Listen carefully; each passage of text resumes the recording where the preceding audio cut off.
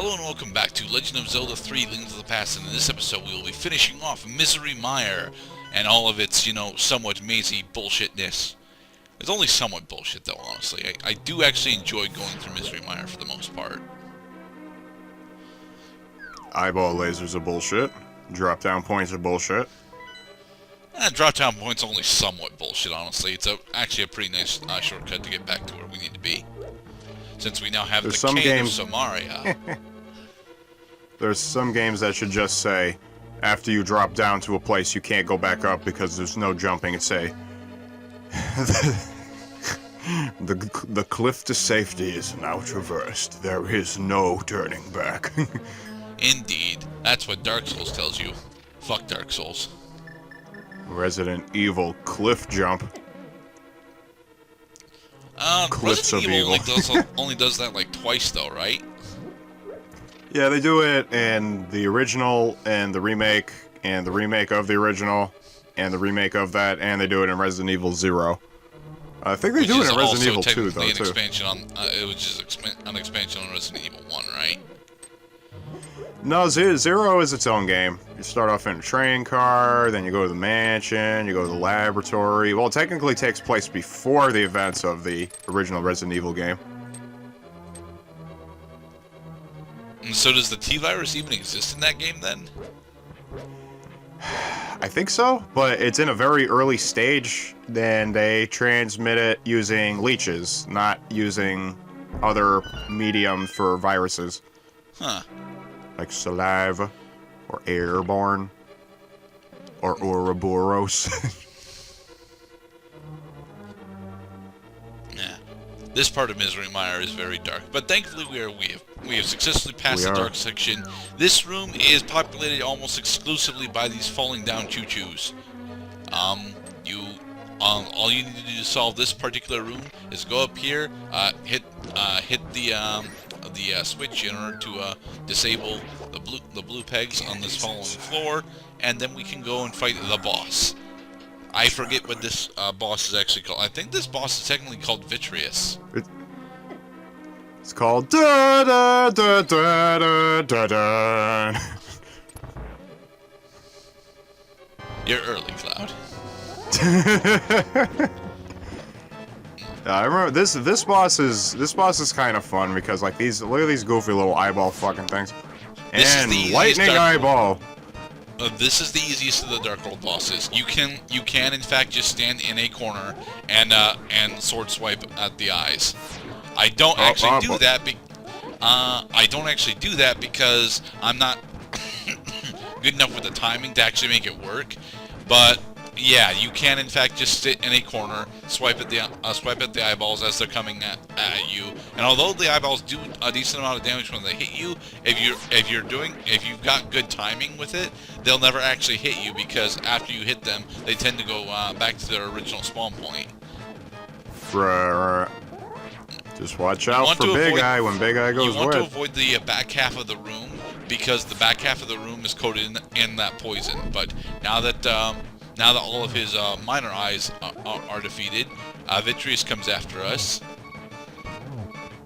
And from here, you just wait really easy to repel. You do normal sword swipes at him.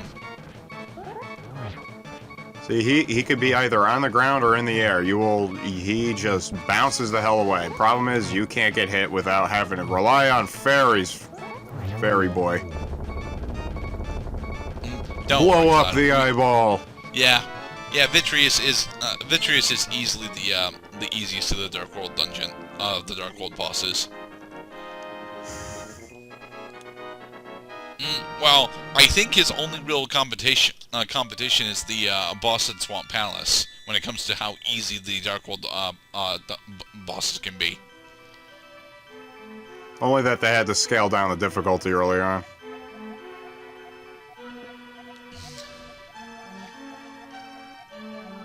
And then, using the Wizard Aghanim as his pawn, he drew us to the Dark World.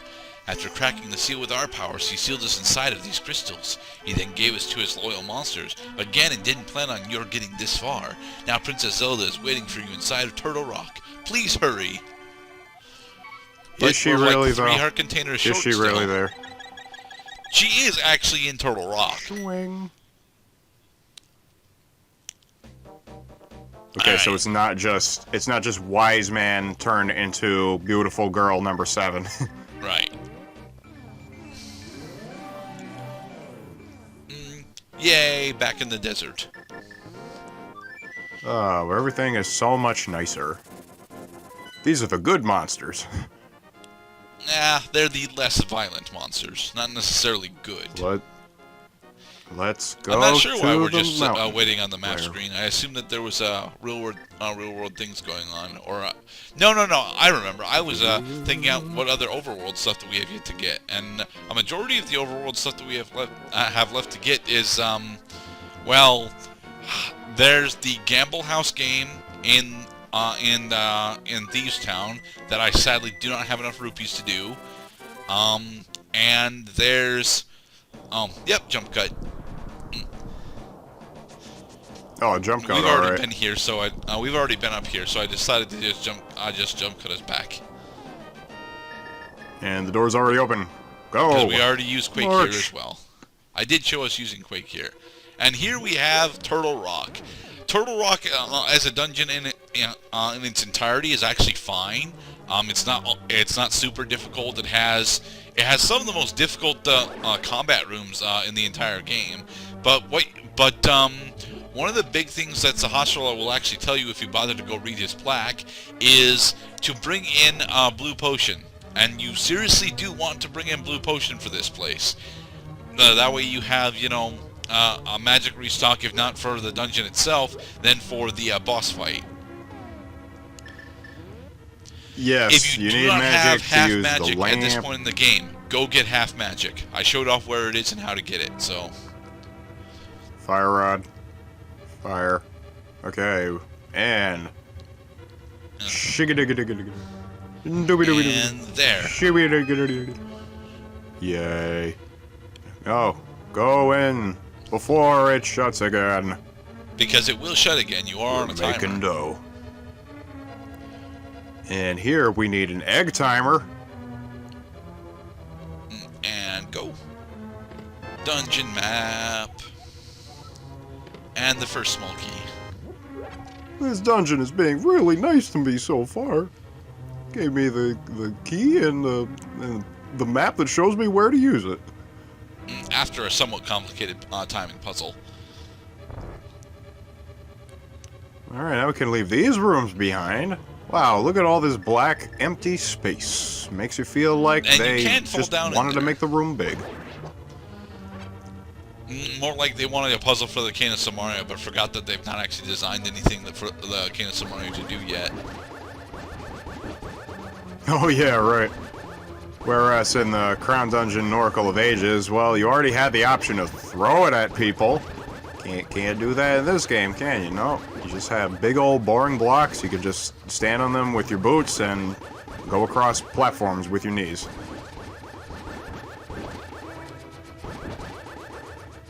And Lord knows we needed a revisit from the most infamous boss of all time, Floor.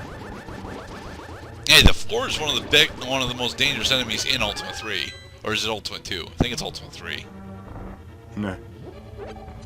I think that one of these statues is lying. No, this is just a resource room.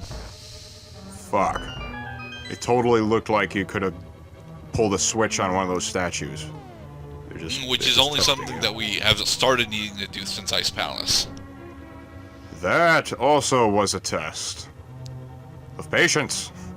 The door. Door. No, there's still this area down here. I need to show off most of the dungeon cloud. After all, how else are the players going to know where the hell the compass is? I just want you to know that there's a door up there. It may look like I was doing something really stupid there, but that door, the eye above the door, actually determines if the door is open or not. And if you are looking at the door, the eye closes the door. So you have to actually go through the door backwards. Oh, it is Goofy Pumpkin Man. These guys have a name, but I don't know what it is. I just refer to them as the cactus enemies from Mario 3. And these are chain chomps. Yeah. These absolutely are chain chomps. Ouch. Because they even do the Super Mario 64 thing where they kind of stand still for a second and then they lunge at you.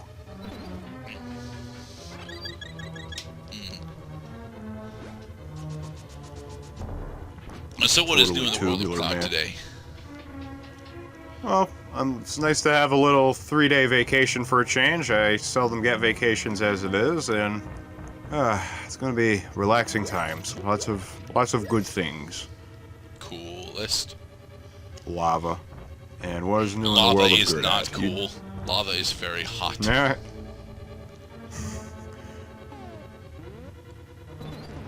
Oh look, I hit That's 3 I bubbles understand. with one sprinkle of magic powder. Cool. I did want to know, how's your Aria of Sorrow 100% run going?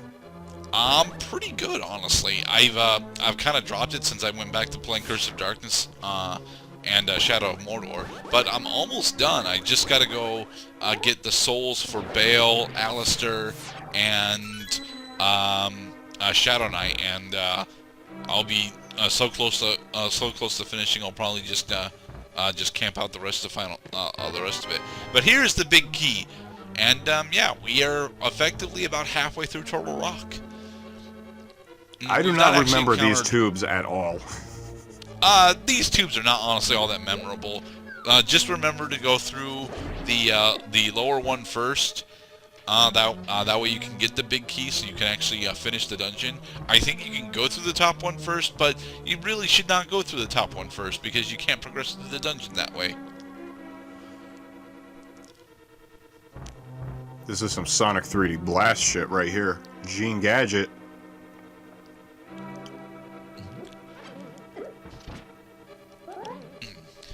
This one can be annoying, but as long as you remember that your spin attack can actually one-shot these cactus enemies, you should be okay. Yeah, they look like pumpkin pokies. Yeah, from Super Mario World, right? From Super Mario World, yes. I see what they're trying to do here. They're trying to kill you. Yeah, but they have a very delayed shot. But here we have one of the most hidden pieces of art in the entire fucking game. Fuck this piece of art. It's hidden as fuck. Bet you would have never guessed that's how you get in this room. Yeah. Oh boy. We're in the Mickey Mouse Club now. Dang it. No. Dang it. Yes. Dang it. No. There, got yes. it. And thankfully the other two you can just use your sword on. I am glad that the Turtle Rock gimmick where you're supposed to enter the dungeon from more than just one location also had a thing in Link's Awakening. You also had to find the secret hidden entrance in Turtle Rock in order to finish that dungeon. Alright, and in the next part we'll continue and finish with Turtle Rock.